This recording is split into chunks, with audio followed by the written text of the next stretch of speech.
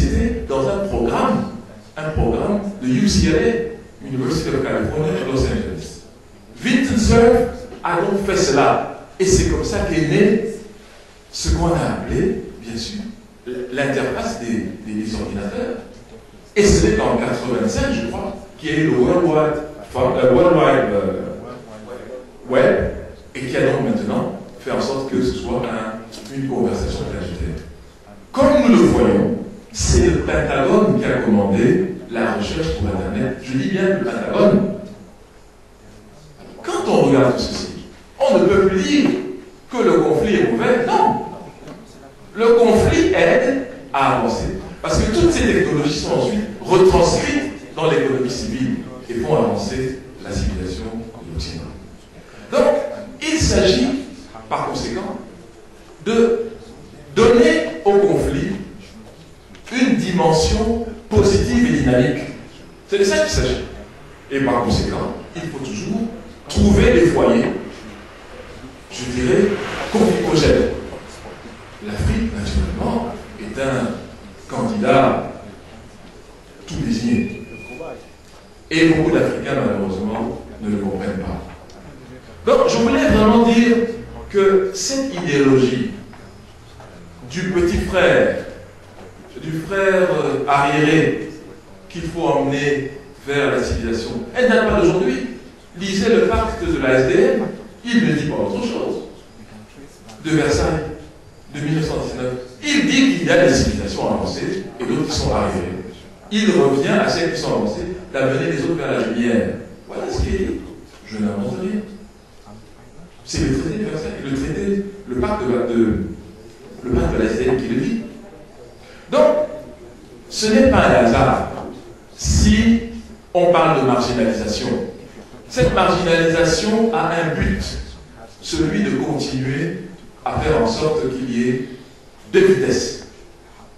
Parce que ces deux vitesses, c'est un peu la relation du chevalier, du cavalier et du cheval. Voilà.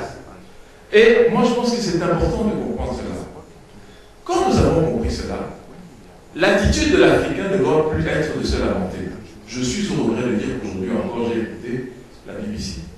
Et les gens qui parlaient, j'ai compris qu'on n'a pas encore bien saisi ce qui se passe. Ils disaient non, c'est pas normal, les États-Unis sont intervenus en Libye et puis en Somalie. C'est pas normal, ils interviennent pour leurs intérêts. Mais ils interviennent pour les intérêts de qui? Il est tout à fait normal que Barack Obama et le Pentagone et les forces spéciales aillent intervenir pour leurs intérêts. C'est normal. Les Français qui interviennent pour l'intérêt de la France, c'est normal. C'est tout à fait normal. Il n'y a rien à s'excuser. On ne peut pas s'excuser de cela. Le problème, c'est pourquoi les Africains, un, n'identifient pas leurs intérêts, deux, ne défendent pas ses intérêts. Voilà le vrai problème. Voilà la vraie question. Voilà la vraie question. Mais on ne peut pas à la fois ne rien faire pour défendre nos intérêts et se plaindre que les autres le fassent pour eux. Il faut que nous soyons un peu logiques. Donc, le contenu du message qui place l'Afrique dans le monde, dans la communication mondiale, comme un continent marginal, n'est pas tout à fait anodin. C'est une construction bien pensée, qui a des objectifs bien précis. Et lesquels objectifs se déroulent au fil du temps. Je termine par un autre exemple en termes de contenu. Ce qui se passe au Rwanda, comment est-ce que les masses médias le traitent-ils? Avec des micros. Ils ont le toupet et l'outrecuidance d'aller voir des gens, leur demander comment vous avez, à l'aide de la machette, comment vous en êtes servi contre votre voisin. Vous vous rendez compte? Mais c'est ignoble comme projet éditorial journalistique. C'est ignoble. Mais ça s'est fait. Nous avons tous vu ça. Le 11 septembre 2001, les deux tours jumelles s'écrasent. 3000 morts en un jour. S'il y a un parmi vous qui a vu un seul corps, s'il vous plaît, qu'il lève la main. Un corps. Pourquoi est-ce qu'on n'a pas vu le corps? Ça participe de la même logique. On n'a pas vu le corps parce que l'événement se déroulait en Occident et que le Pentagone a sorti un décret interdisant à tout organe de médias de montrer le moindre corps. Oui, et c'est la raison pour laquelle nous n'avons rien vu. Mais le traitement au Rwanda était exactement le contraire. Pour justement appuyer la thèse de la sauvagerie d'une part et de la civilisation de l'autre. Donc tout cela n'est pas fortuit. Tout cela n'est pas fait au hasard. Une fois qu'on a dit cela, la lamentation ne sert strictement à rien. Mais il faut au moins être conscient de cette manipulation au nom soi-disant de la démocratie mondiale. Là encore, on peut se poser bien des questions sur ce que cela veut dire. Que faire maintenant? C'est mon troisième et dernier point. Que faire pour équilibrer cette asymétrie? D'abord, les Africains eux-mêmes ne peuvent pas être convaincants, persuasifs et logiques tant qu'ils n'épousent pas un modèle bien précis et un modèle tout à fait clair dans leur propre tête. Le développement de l'Afrique ne peut pas se résumer à un copiage des autres. Ce n'est pas possible. Nulle part au monde, on a vu un continent se développer sur la base de la philanthropie des autres. Ça n'existe pas.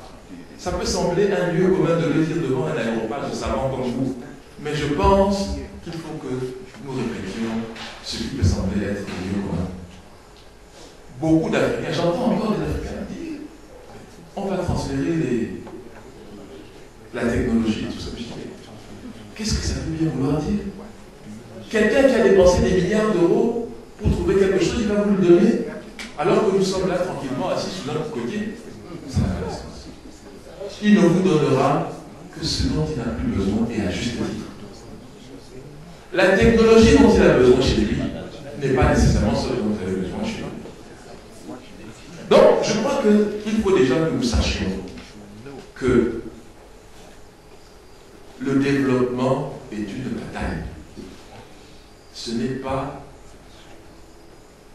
une session de pique-nique de dimanche après-midi. Le développement n'est pas dans le registre de l'amour. Ah, on ne nous aime pas. On nous a encore fait ceci. On vous a toujours dit que ces gens sont comme ça. Non.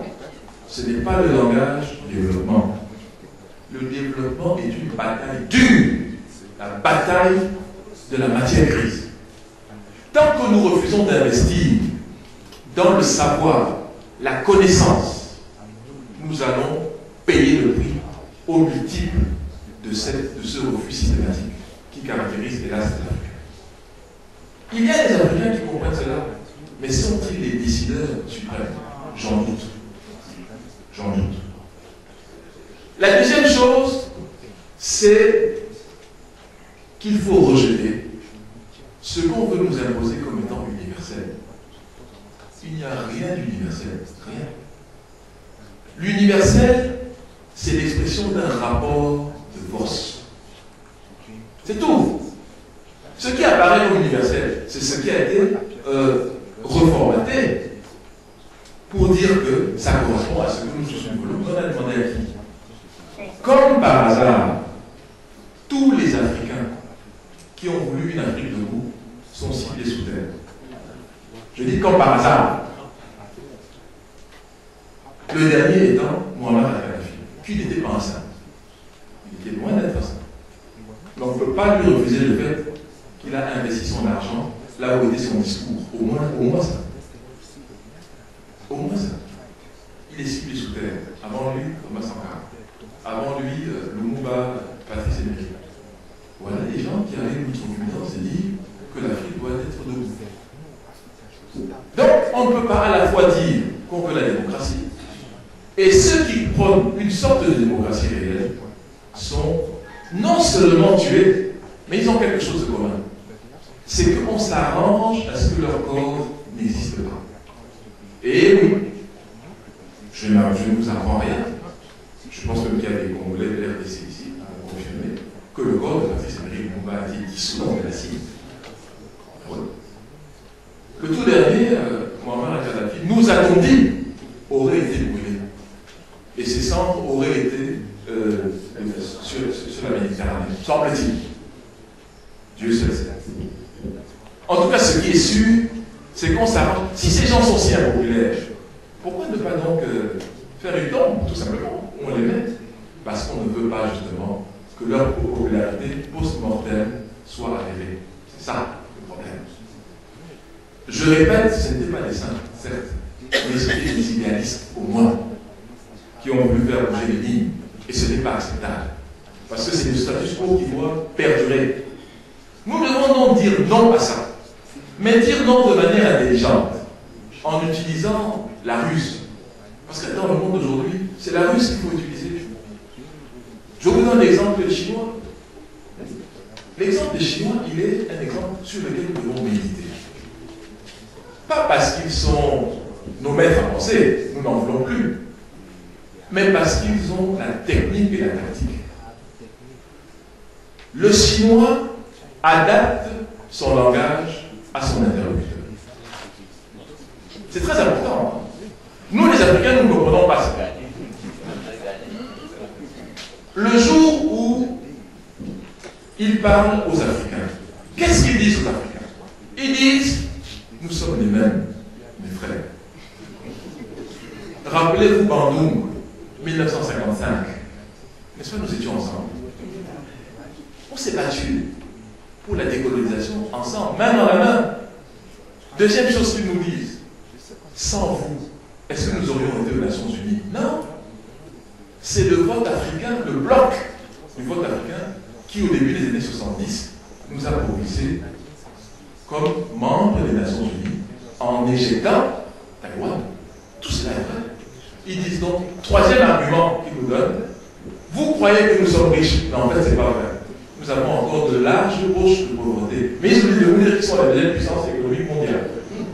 Ce qui est un peu bizarre. Voilà le langage des Chinois vis-à-vis de nous. Donc ils disent, nous devons faire bloc. Parce que nous sommes un dans l'histoire, nous serons donc un dans le futur. Voilà le langage qui nous tient. Le langage du tiers-mondisme, le langage de la solidarité. En attendant, ils le font parce qu'ils savent que leur croissance à 10% et à 12% ne peut pas avoir lieu sans nos matières premières. Voilà la raison de ce langage. Quand ils s'adressent aux États-Unis d'Amérique, qu'est-ce qu'ils leur disent? Washington a osé leur dire de baisser, d'opérer une fluctuation du yuan pour le bien de l'économie mondiale. La réponse de Beijing a été cinglante et sans équivoque. Si vous continuez à parler ainsi, nous allons désinvestir chez vous et vos économies vont s'écrouler. Ce qui est la vérité. On n'a plus jamais entendu cette doléance. Ça veut donc dire quoi? C'est le langage de la puissance. C'est le langage de l'assurance. C'est le langage de ceux qui ont travaillé pour que leurs paroles soient écoutées et respectées. C'est à cela que moi j'invite les Africains. Arrêtons les bons discours. Arrêtons l'esthétique de la langue. Ça n'intéresse personne. Ce que les gens écoutent aujourd'hui, c'est un verbe assis sur une puissance technologique, économique, financière. Voilà ce qu'on pense. Et si nous, les Africains, nous ne comprenons pas cela, nous n'allons pas pouvoir rectifier la symétrie. Nous allons rester dans le registre de la pitié, le registre du misérabilisme, le registre dans lequel d'ailleurs se complaisent beaucoup d'Africains. Parce que c'est plus facile d'être esclave que d'être un homme libre. Je suis obligé de le dire, mais c'est la vérité. L'esclave n'a pas d'emploi de temps. On lui dicte son emploi de temps. On dit vous vous levez à 6 heures, vous vous couchez à 23 heures, vous allez faire ceci dans la journée, et vous n'avez pas de risque à prendre. Parce que ces risques se sont pris par vos maîtres.